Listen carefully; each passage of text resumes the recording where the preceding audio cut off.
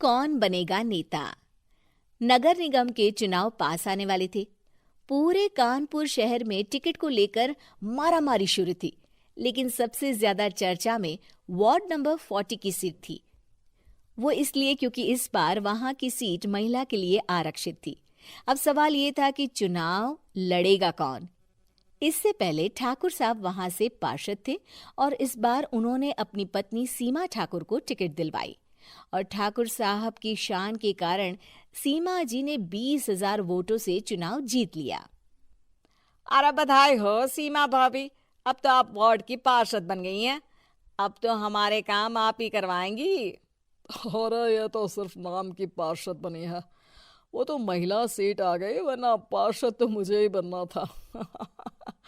अब भले ही चेहरा इसका होगा, लेकिन पावर तो मेरी ही होगी। अरे वाह भाई साहब, क्या दिमाग लगाया है आपने भी। आइए आप लोग, खाना लगा दिया है सबके लिए। सीमा जी पार्षद बन चुकी थीं, फिर भी उनकी एक ना चलती। सारे काम ठाकुर साहब खुद ही संभाल लेते और जहां जरूरत पड़ती वहां सीमा जी का अंगूठा लगवा लेते। सीमा जी ज्यादा पढ़ी लिखी भी नहीं थी। एक दिन ठाकुर साहब और सीमा एक प्रोग्राम में जाते हैं। अरे ठाकुर साहब, आप आ गए। ओहो, पार्षद मैडम भी आ गई हैं। स्वागत है आप दोनों का। लगता है हमारे पार्षद फंड का सही इस्तेमाल हो रहा है। चलिए अब उद्घाटन करते हैं। ये लीजिए ठाकुर साहब कैची, आप ही सबसे पहले प्रवेश कीजिए। सब लोग आगे निकल जाते हैं और सीमा जी पार्षद होने के बावजूद भी पीछे खड़ी रह जाती हैं। वो देखती हैं कि वेलकम बोर्ड पर उनका नाम है, लेकिन महिला होने के कारण कोई उनका सम्मान नहीं कर रहा। अगले दिन एक आदमी उनके घर आता है। अरे ठाकुर साहब नमस्कार। कल ना हम नोटिस किए कि हमारा घर तो अवैध है और नगर निगम वाले उसे तोड़ने आ रहे हैं। अरे कुछ कीजिए ना ठाकुर साहब। देखो भाई, मैं तो ज्यादा कुछ कर नहीं सकता, पर अगर तुम सबकी जेब गर्म कर दो तो कुछ हो सकता है। कुल मिलाकर 4 लाख लगेंगे। अरे 4 लाख ठाकुर साहब? अरे भाई, मैं अपने लिए नहीं मांग रहा हूँ।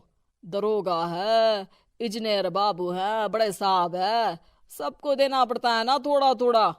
बोलो है मंजूर? तभी वहां अचानक सीमा जी आ जाती हैं। अरे ये आप क्या कर रहे हैं? पहले इन्हीं लोगों से तो आपने वोट मांगे, अब इनसे ही पैसे ले रहे हो। अरे चुप रहो तुम, तुम्हारा काम है सिर्फ अंगूठा लगाना, तुम वही किया करो।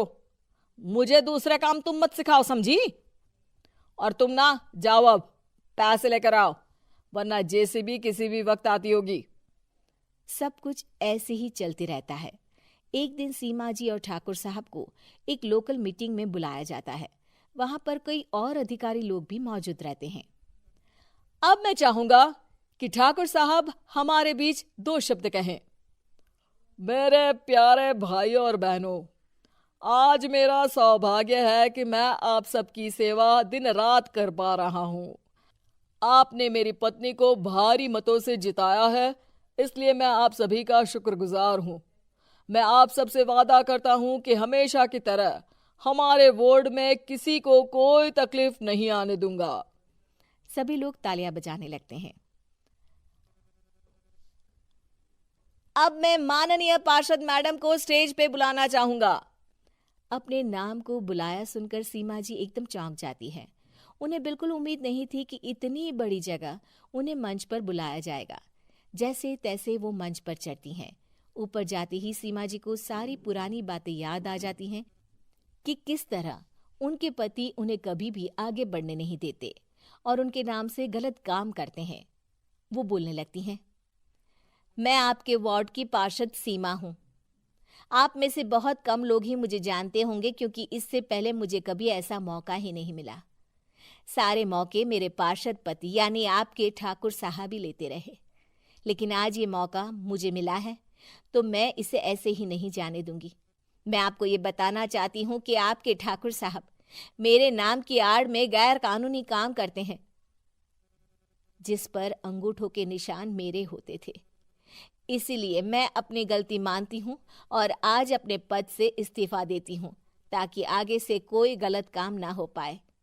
अब फैसला आप सबके हाथ में है कि आप हमें क्या सजा देना चाहते हैं। सीमा जी की बातें सुनकर ठाकुर साहब के चेहरे का रंग उड़ जाता है और वो शर्म से मुंह नीचा करके वहां से चले जाते हैं और पद से इस्तीफा देकर ही सही सीमा जी अपने आप में आत्मविश्वास महसूस करती हैं।